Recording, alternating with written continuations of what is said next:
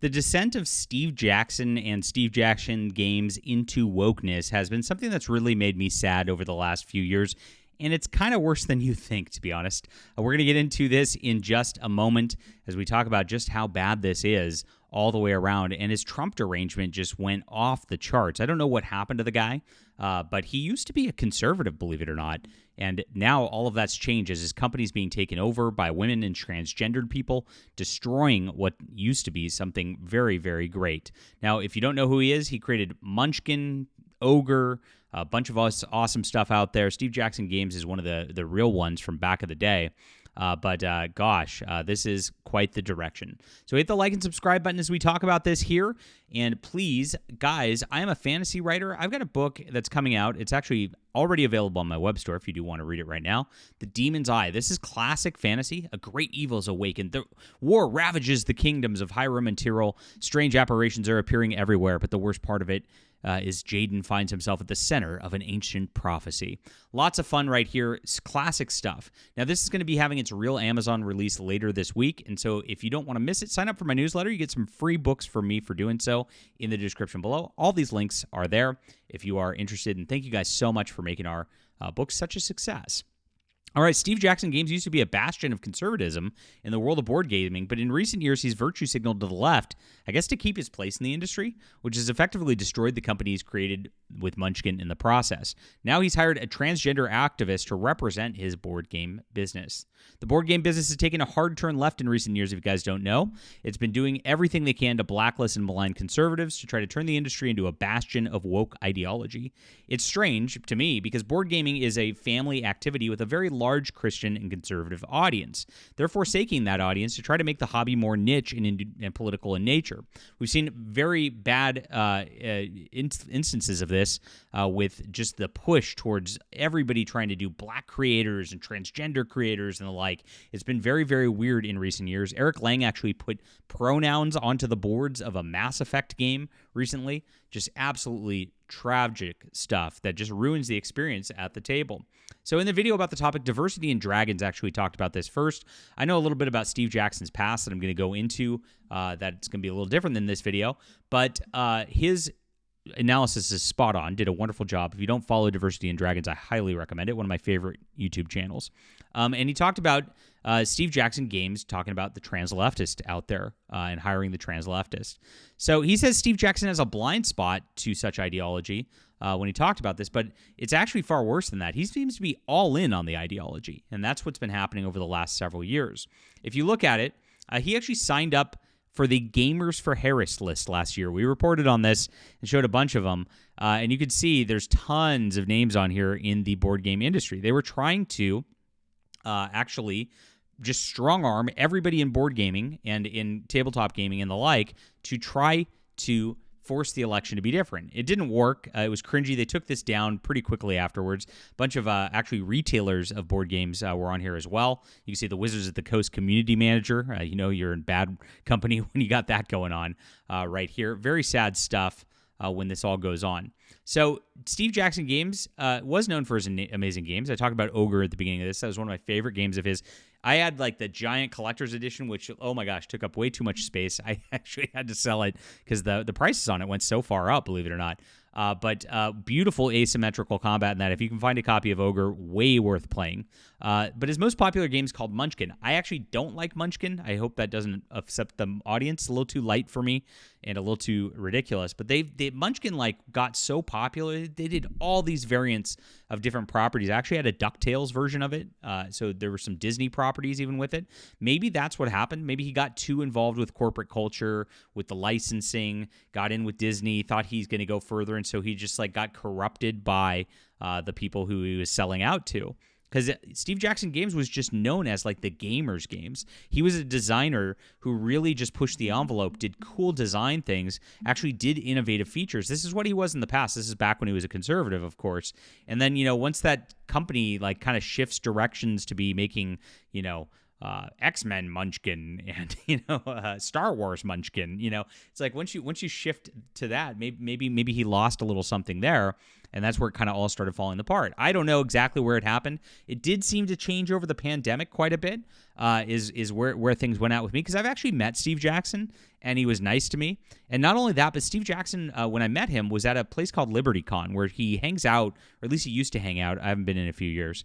But he used to hang out there, and he'd actually run gaming sessions there. Were a lot of fun. Super nice guy, super conservative. And he would hang out, and LibertyCon's really a conservative convention. I know they say they're apolitical. This is what conservatives have to do, right, in a lot of cultural stuff to, like, not get canceled.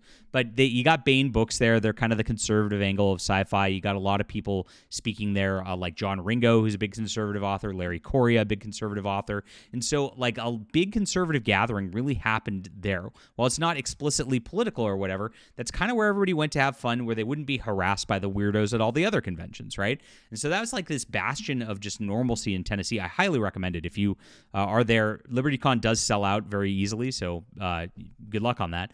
But it is something that's worth noting. And so that's where I met him. That's where I knew he was a conservative. That's where I knew he was fun. And, of course, I was already well canceled at that point, and him being nice to me is just quite the signal by itself. Now, that's something different. I don't know what happened to the guy. Like I said, he totally shifted gears, like went full Trump derangement. And he's posted Trump derangement even from like the Steve Jackson's Games page, which is like a business page. Yeah, I'll show you blogs in just a second of how crazy it's gotten. Now, Diversity in Dragons outlines the hiring of Allison Page as a company's managing editor. She's a feminist activist who's been attacking white people online as far back as 2016, pushing Steve Jackson Games in a hard left direction as a result. So maybe he just got in with these women, and that's what happened. And that seems to be what's happening here. As Diversity in Dragons said, he's leaving his company in the hands of women, and there's more on here as well. Now, last year, as a result, look at this. Big game sales slide. So you bring these women in, they change the culture of the company. What happens here? Will you lose your sales? He had a 4.7 million year in 2022, and look, 3.5 million in 2023. That's like a 25% drop. That's huge. That's like kill a company level huge. What happened of that right there? So he says he has plenty of runway. They just hate to use it. They said that they had a strong Car Wars sale, which is a game that they like. Of course, there was a lack of hardcover release for GURPS, which is an excellent RPG, and then lackluster sales for a game called Fantasy Trip, which I'm not familiar with. You tell me about that before. So there's a new CEO in charge. I don't know if that's part of the problem. And of course, we have a new marketing director who's another, managing editor, Allison Page, and of course, marketing director, Katie Duffy. So we've got these women, these strange women, changing the culture of the company, making it more woke. So that's interesting on that level right there. Now, this year, they've got another new hire. This one's called Jay Dragon, who's 27, a she, her, and lead game designer at Steve Jackson Games. So, trans gay. Oh, boy, that's going to go well for them right here. Now, this person is absolutely crazy. You can see that he posts, it's a dude. He posts about Republicans going, "You will never replace us. We will rule the world. Die, die, die." You see how, like, insane he is, and, he needs to touch grass. And then he's, like, saying, "Please don't throw us in prison." Yeah, so it is weird that you want to throw your political opposition in prison. It's kind of telling of your attitude of the world. Really crazy. So this one also came by in 2021. Don't stand by quietly while Nazis and the alt-right slip into your communities. You got to tell them to F off. And if you're going to write about stuff that's been a fascination for them in the past, you got to be very clear where your politics stand. So right here, advocating removing conservatives and Christians from the board gaming community, because that's what these people want. They always say they're being more inclusive, they're being more diverse, but they want the opposite. They want an exclusive thing. They want it to the point where it's like they feel safe with their like 5 friends they 100% agree with and nobody else is there, so that they can feel like they're in charge of things. And really what this comes down to for all these people is they were bullied in high school and now they feel like they can bully some other people, right? That's the whole attitude here. I'm going to make you all miserable with me. But this gets really crazy because Steve Jackson, like I said, has done a few things. They've changed their game design logo, which they've always used kind of this Illuminati sort of thing. But you can see it's the gay and transgender flag right here that they've put on it. This is what they've got as their X profile picture. Like, very weird. Why would you have that as your profile picture? Isn't gaming for everyone? Why are you virtue signaling this sort of thing? Munchkin is a family game. This RPG you're supposedly putting out is supposedly a family game. Nobody wants their families around this crap because it's creepy. So he's also done crazy things. This is his official game store blog, which I found myself here, guys. And as you can see, 2022, here it is, Roe versus Wade. What? I thought this was a Steve Jackson Games site. I thought we were talking about games. Nope, not anymore, my friends. From all indications, our other civil rights are all in for equally hard time under the theo-fascist minority in power. What happened to you, bro? Theo-fascist minority in power? Who talks like this? This is really weird. I am worried. I'm personally worried. I am white, male, reasonably well off, straight, and old, and I am threatened by this Supreme Court.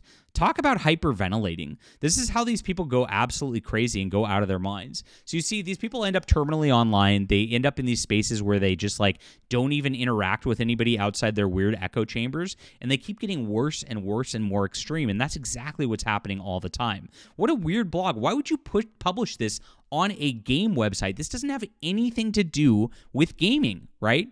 I'm trying to help any of our staff affected by what's going down. Again, it's they just said that abortion was a state's right, not a federal right. And this is how crazy he went. Absolutely crazy stuff right here, but this is exactly what they do. So why would you do this? Again, it only to virtue signal, because it's really, really ridiculous stuff right there. And of course, we're making an open donation to the Lilith Fund. Now, it's interesting they call it a Lilith Fund, like the Ukraine t-shirt. It will be all print on demand and proceeds will go there. Ukraine t-shirts, Lilith Fund, they're not about gaming anymore. They're just about virtue signaling politics. And that's exactly what this hire does. Once again, this dude is another part of the problem that's causing all the issues in board gaming.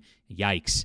Very, very sad to watch Steve Jackson Games fall. Leave a comment down below with what you think about this. Hit the like and subscribe button. Please sign up for my newsletter in the description below so you don't miss my awesome fantasy novel, which is going to be coming out, or you can get it on my web store, guys. The Demon's Eye is really good stuff. Classic fantasy. If you like old sword and sorcery, we're bringing it back, guys, and we are bringing back fun again. This is the spot to be. Thank you for being here, and we'll be back soon.